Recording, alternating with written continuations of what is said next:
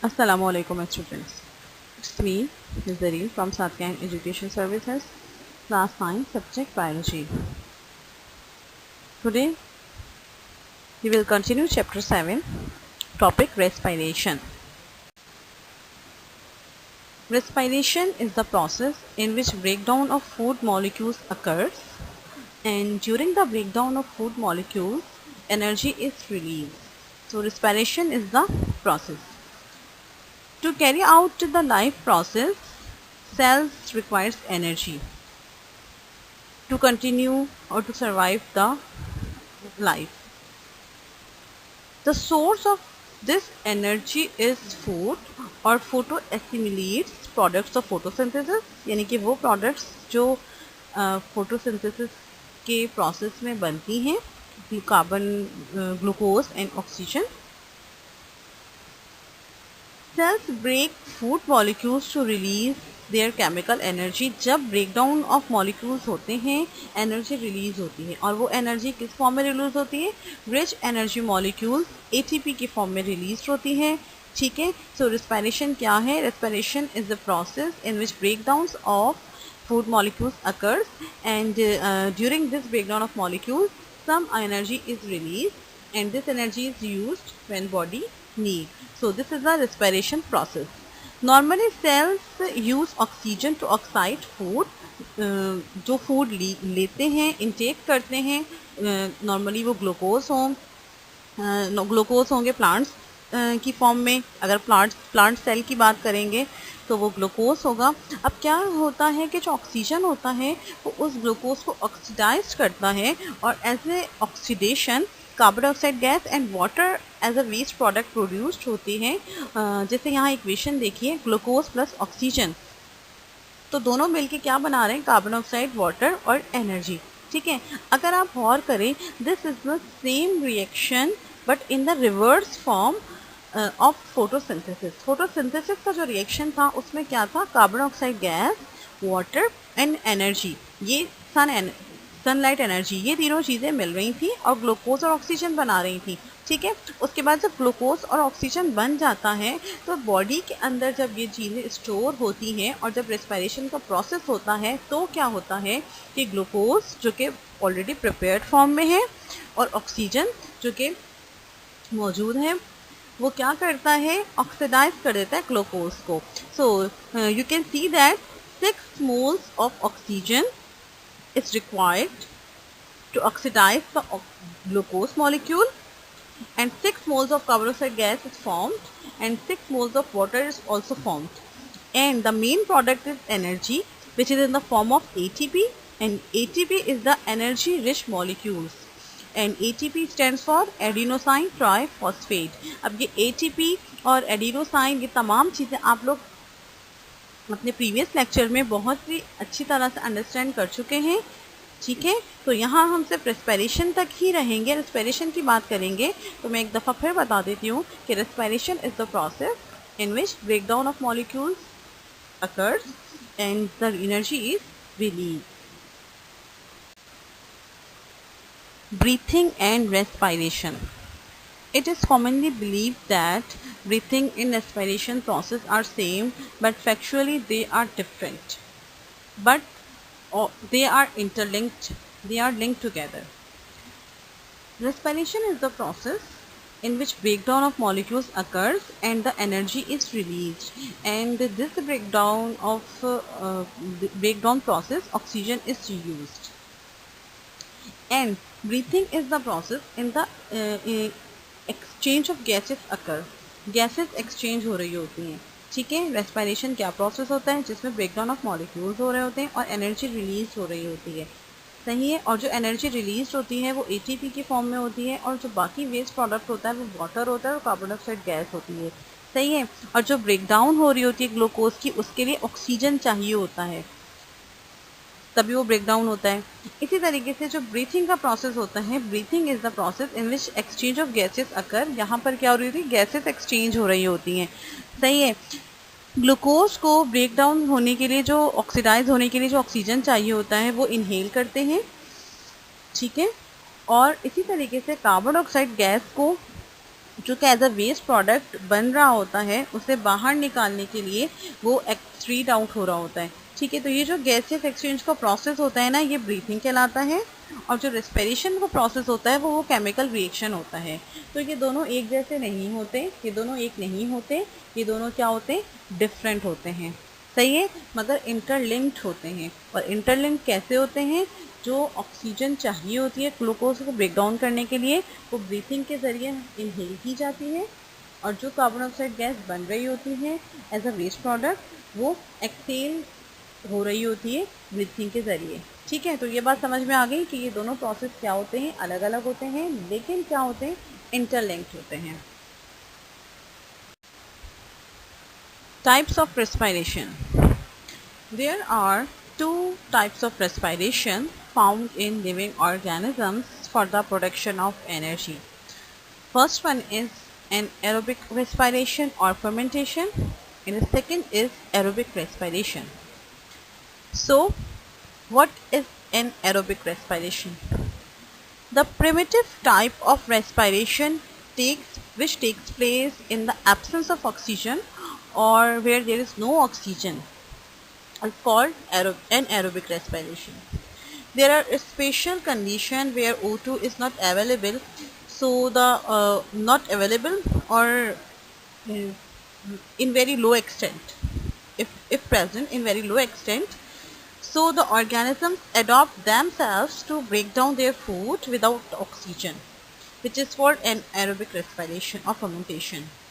This type of respiration takes place in some bacteria, fungi, and endoparasites, and sometimes in animals. When some animals bury themselves in the mud or in the or placed in an underground, so there is an anaerobic respiration occur. ये जो respiration की type है, इसमें oxygen जब नहीं होता या जो ऑक्सीजन बहुत ही लो एक्सटेंट होता है, तो वहाँ पर जो रेस्पिरेशन होती है वो होती है एनएरोबिक रेस्पिरेशन। विदाउट ऑक्सीजन जो रेस्पिरेशन होती है वो क्या कहलाती है, एनएरोबिक रेस्पिरेशन कहलाती है। ठीक है, यहाँ पर ऑर्गेनिजम्स का जो प्रोसेस होता है ब्रेक डाउन ऑफ मॉलिक्यूल्स का, वो इटसेल्फ खुद ब खुद होता है। ठीक है, और उनको उसी से एनर्जी जो है वो हासिल करते हैं।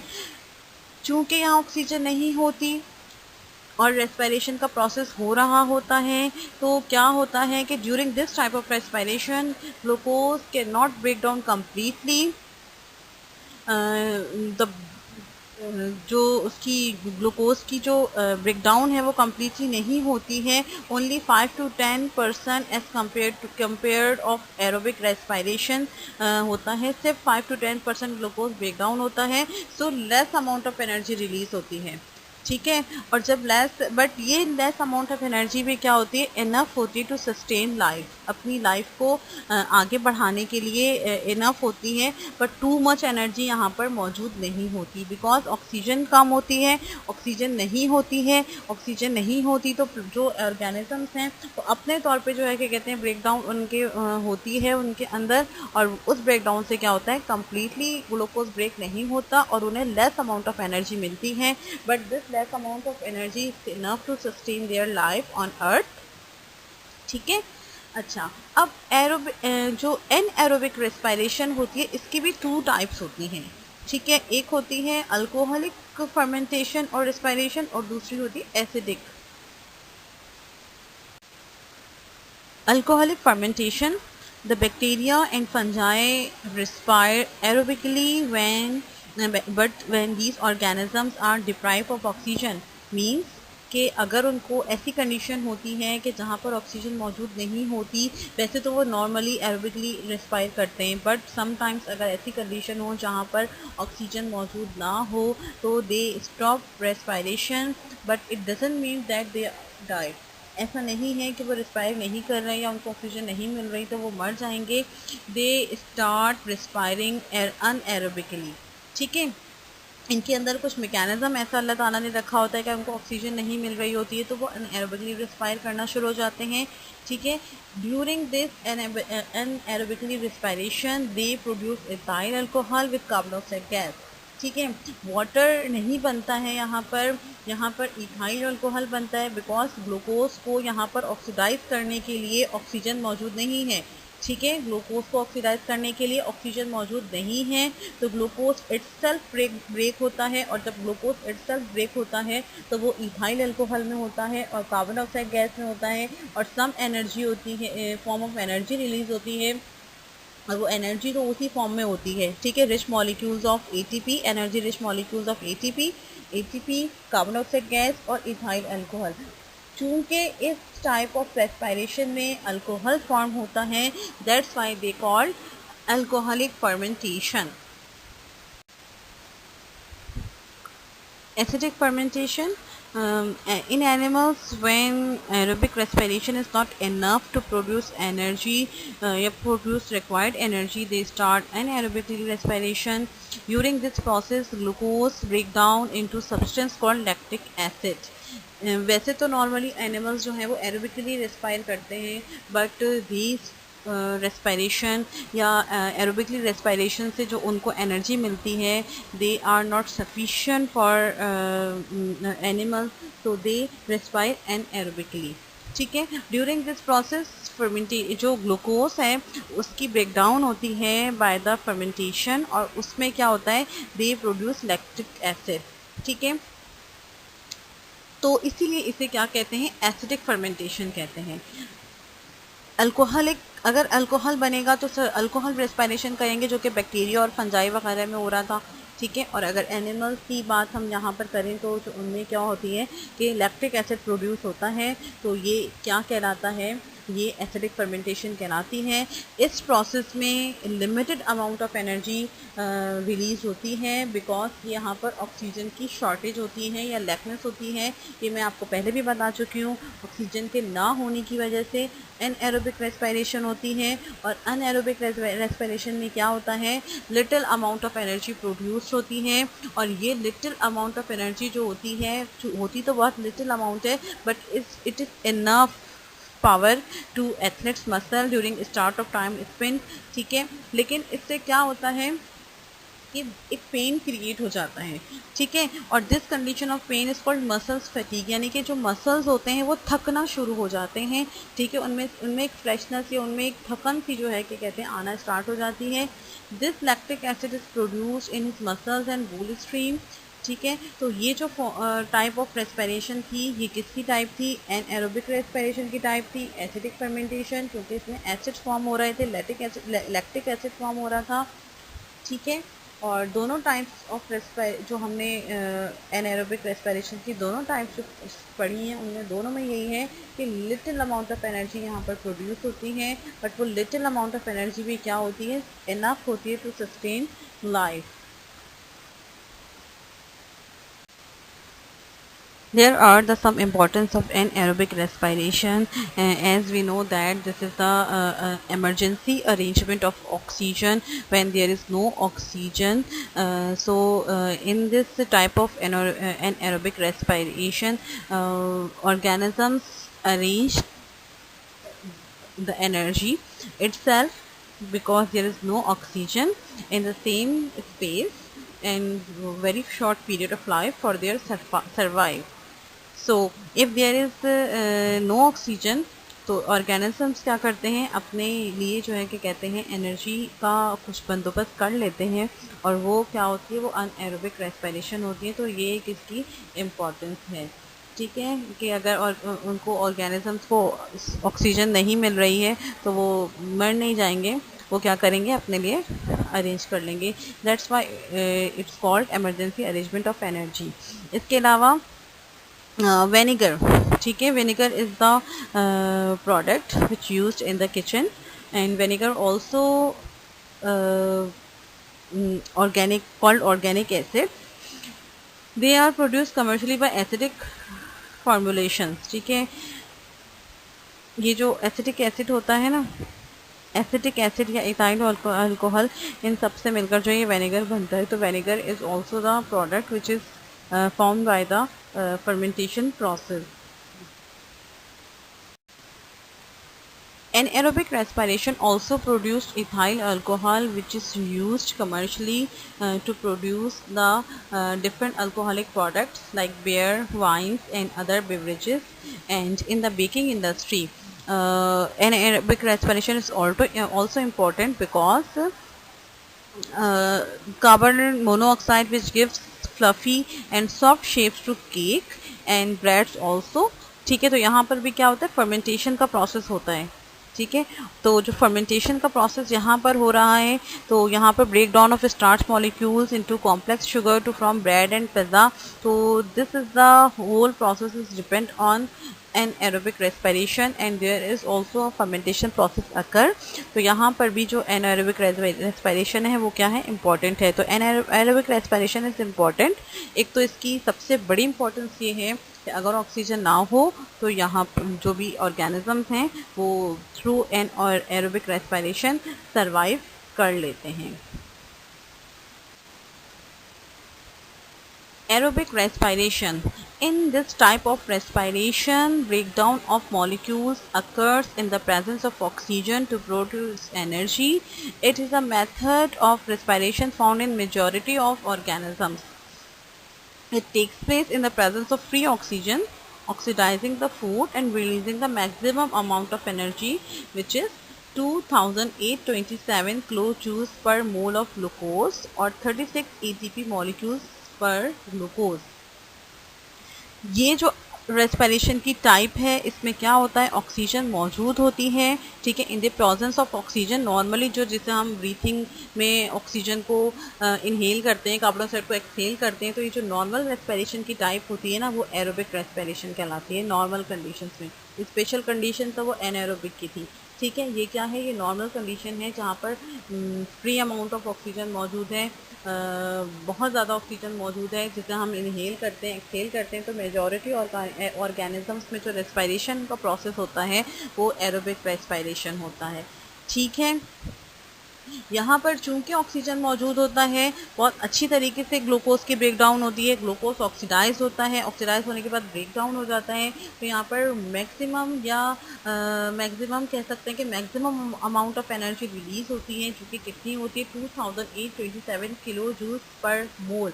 ठीक है, यानी कि ग्लूकोज का अगर एक मोल है, ग्लूकोज का अगर एक मोल ब्रेक हो रहा है तो वो 2827 किलो जूल्स एनर्जी रिलीज करेगा. ठीक है, या फिर 36 ATP मॉलिक्यूल्स रिलीज करेगा.